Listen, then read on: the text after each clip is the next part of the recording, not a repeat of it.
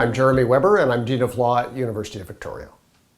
I work on a range of issues that have to do with cultural difference, democracy, and the way in which we organize our societies. But I guess in recent years, many of my works have had to do with Indigenous self-government. Well, lawyers have tended to assume that it's difficult to have law or even to sustain a society unless you have institutions that can make final determinations as to how the law applies to that society.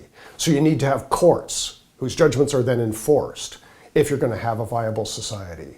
But Indigenous societies have tended not to have those kinds of structures. They've tended to have organizations where power was quite distributed within the society, and often where there was an ethic of not imposing a single solution on any particular section of the society. And so how do you imagine what law looks like in that kind of context?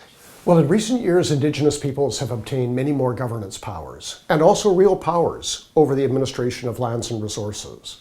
And they, of course, want to exercise those powers in ways that respond to their own traditions, that really are an expression of who they are as a people, how they relate to their environment. They want that to be instilled in their legal system.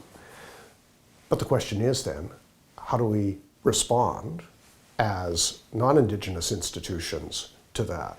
One of the projects that we have within the faculty that was initiated by two of my colleagues, by John Burroughs and by Val Napoleon, both Indigenous colleagues of mine, really look at creating a program that deals with the interaction between Indigenous law and non-Indigenous law, and look at the ways in which Indigenous legal traditions can be used to structure institutions within First Nations today.